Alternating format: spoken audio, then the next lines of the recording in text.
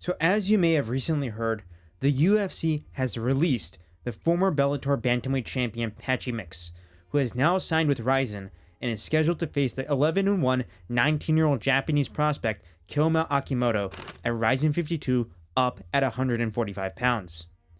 And well, I definitely am not the first one to say this, but Patchy Mix had one of the most disappointing runs in UFC history.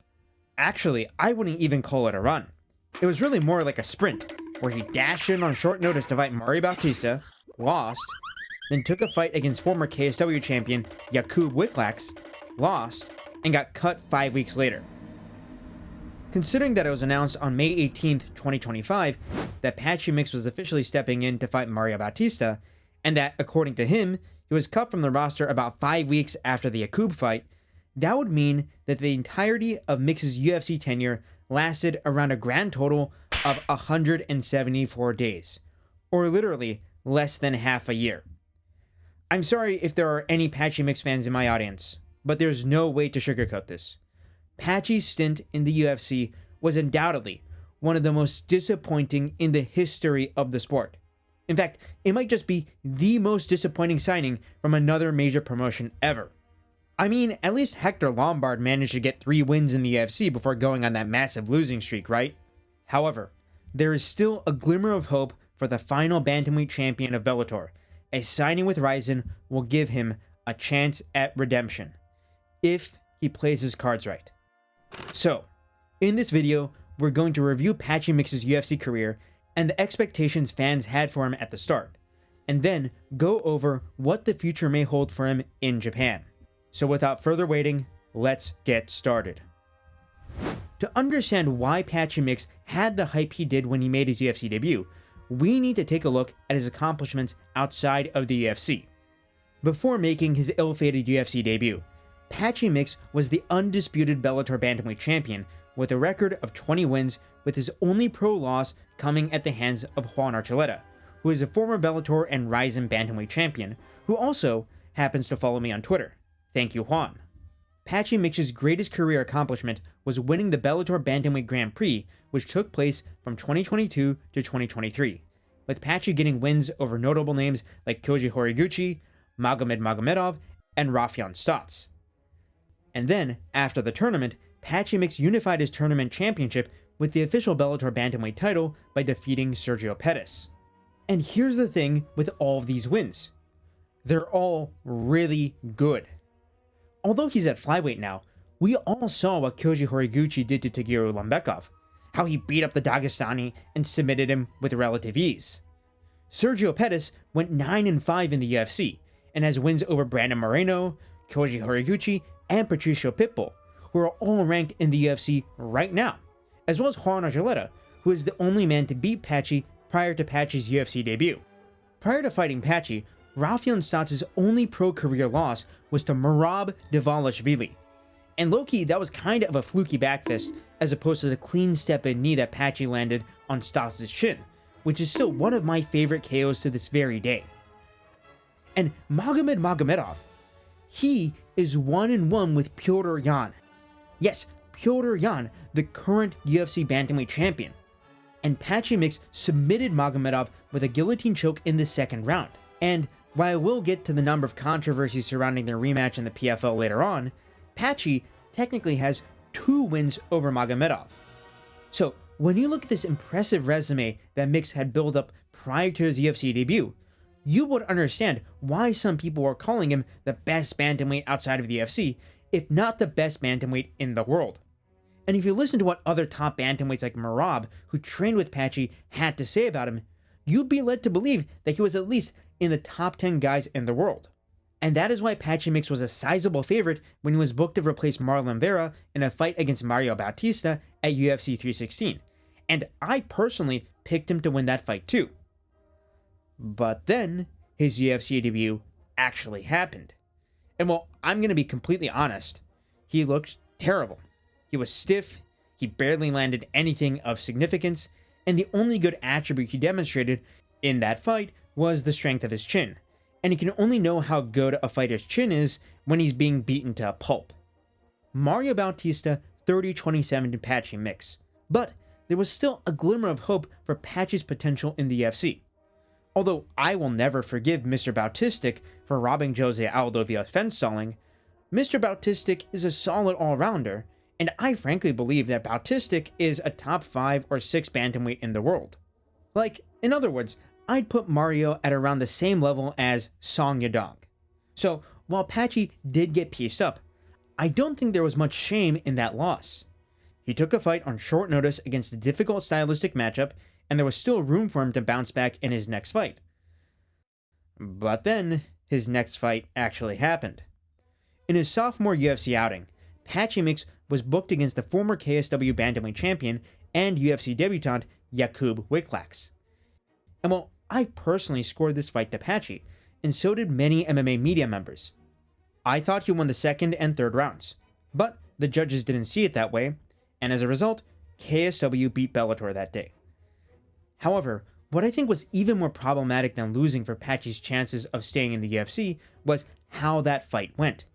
Mix versus Jakub was a very dull fight, with the vast majority of it being static grappling exchanges. At least with the Mario Bautista loss, there was the shock value of such a highly touted signing losing in such a dominant way. But with the Jakub fight, it was such an unmemorable performance that it's no wonder why he was cut.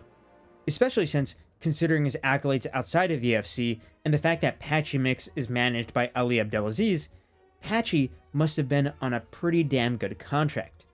And while there is a good chance that Jakub Wiklax turns out to be a really good fighter in his own right, when the expectation is top 5 bantamweight in the world, and you end up going to a close decision with a UFC debutant, that's just not a good look. And when you add on top of that how much Patchy Mix was trash-talking the top UFC bantamweights prior to his debut, it's no wonder why the MMA fans are clowning him after his release from the UFC.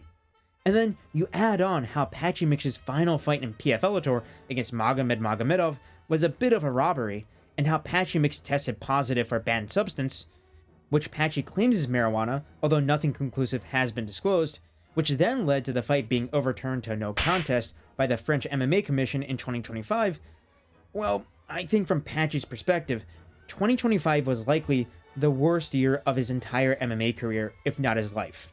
But here's the thing. I still believe that Patchy Mix has a chance at redeeming himself. And before you go and call me a retard in the comments, let me explain why. Now, imagine if you will, what if, for his UFC debut, instead of fighting Mario Bautista, Patchy Mix ended up fighting Marlon Chito Vera? That was definitely a possibility, since the original matchup for the card was Vera versus Bautista, and in another timeline, we could have seen Mario pull out instead. Now, Marlon Vera is a much less well-rounded fighter than Mario, and while Vera could definitely chin Patchy on the feet, he doesn't throw much volume. Personally, even knowing how Patchy did against Bautista and Wiklax, I would pick Patchy to beat Marlon Vera, and Marlon Vera is still technically ranked 8th in the UFC. And that is because Patchy is still a fantastic grappler. Yes, his striking and in particular his boxing is pretty bad, but if Patchy were to get Marlon Vera to the ground or take his back, I could see a submission finish like the first Magomedov and Sergio Pettis fights. Patchy Mix could also stand a chance against Kyler Phillips and Montel Jackson. And I know he's improved quite a bit within a short period of time, but if it was the Peyton Talbot who showed up to the Raoni Barcelos fight, I could see Patchy Mix getting it done there as well. Maybe I'm delusional, and in fact probably I am, but I think Patchy could have gotten ranked in the UFC. He would have never been champion, of course, with Petr Yan and Merab there, but depending on the matchup, there is a timeline out there in the multiverse where he would not be seen as a fraud. And that leads me to Patchy Mix's signing with Rizin and booking against Kyoma Akimoto as the main event of Rizin 52, and how Patchy may be able to carve out a new chapter of his career in Japan. Now I first have to say this. Despite being 19 years old, Kyoma Akimoto is no easy fight. Kyoma Akimoto is Japan's brightest MMA prospect at 145 pounds, and he has the craziest reflexes I have ever seen on a fighter, ever. He is fast, he is elusive, he is dangerous on the feet, and this fight against Patchy is his 5th fight within a calendar year. In his last fight, he KO'd his opponent in the first round with a step-in counter knee to the body.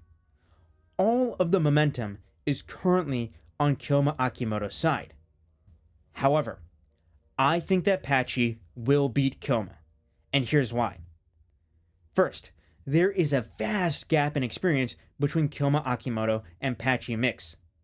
While Kyoma does already have 12 pro fights under his belt at 19 years old, Patchy Mix has nearly double that, plus years of experience wrestling in high school and training with top fighters in the world at gyms like Jackson Wink and Extreme Couture. And then you look at who they've been fighting. Patchy has been fighting UFC fighters, UFC vets, and other top-level competition for over 7 years at this point. Meanwhile, Kyoma Akimoto's recent wins have been over 19-14 Nii Suguru and 9-10 Kyohei Hagiwara. In fact, Patchy is the first international opponent of Kyoma's rising career. Second, you have to consider the one opponent that Kyoma Akimoto and Patchy Mix have in common, who is Yuki Motoya. In 2019, Patchy Mix fought and submitted Yuki Motoya with total ease in the first round at Rizin 20. Kyoma Akimoto, on the other hand, got dominated in the grappling by Motoya in 2024 at Rizin Decade. Now, of course, Kyoma may have significantly improved his grappling within the past 15 months, but there's a little reason I'll get to in a bit that makes me highly doubt that. So I have to give the massive, huge advantage in grappling to Patchy Mix here. It's also worth noting that Yuki Motoya, while he fought Kyoma and Patchy at bantamweight, now competes at flyweight, having recently lost in the final round of the Rizin Flyweight Grand Prix to Hiromasa Ogikubo. So well, when you consider how Kyoma got out-muscled by a guy who can make flyweight, and how Patchy will be moving up to 145 for this fight, I think you need to give the strength advantage to Patchy as well. And the third reason why I'm confident that Patchy beats Kyoma is this.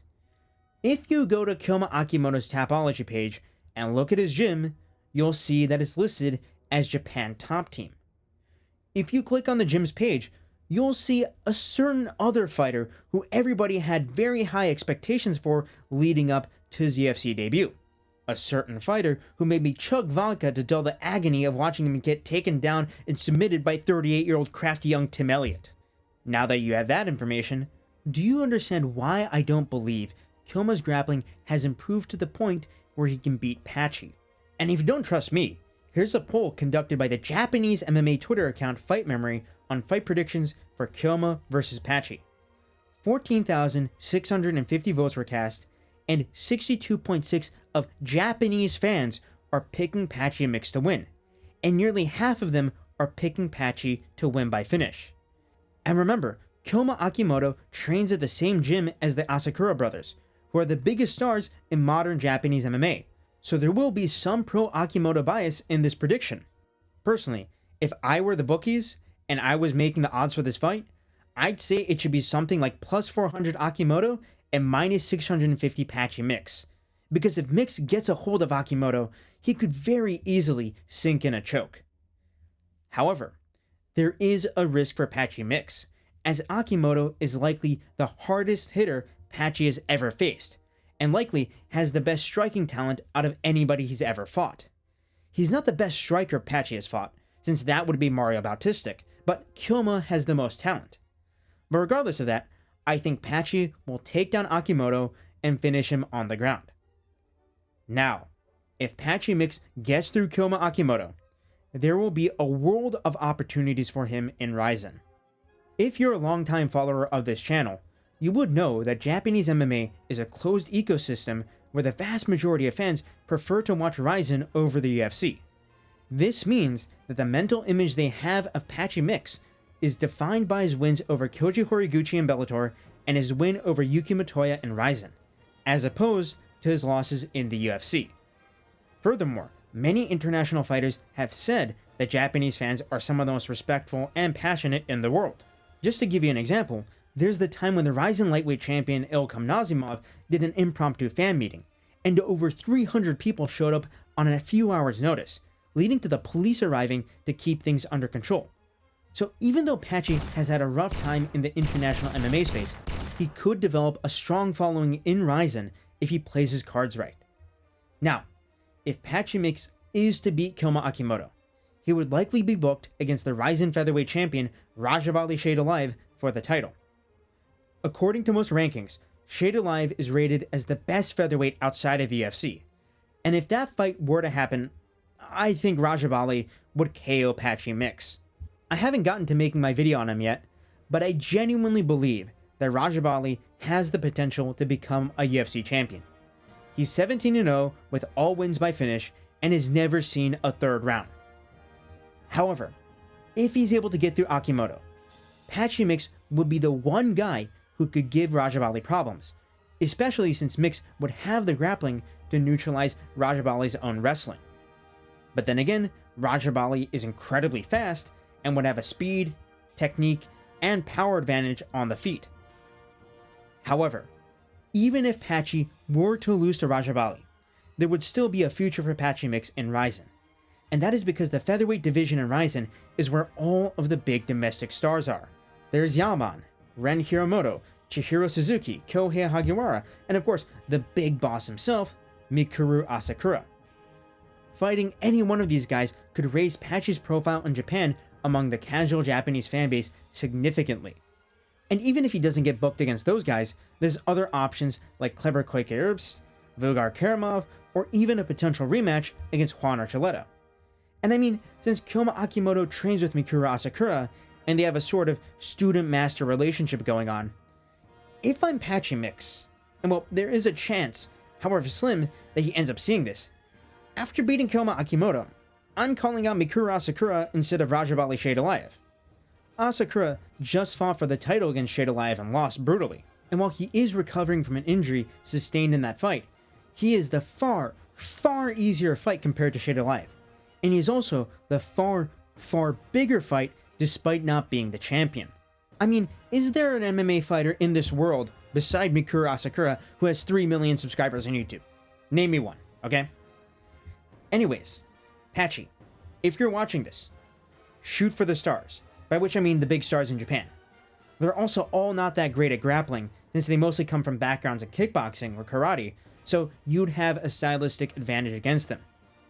And if Patchy Mix is able to establish himself in Rizin, he could find redemption there. And well, if he gets a win over Koma Akimoto, and is somehow able to upset Shade Alive, we may one day look back on Patchy Mix's resume and say this: well damn, this guy beat 2 future UFC champions.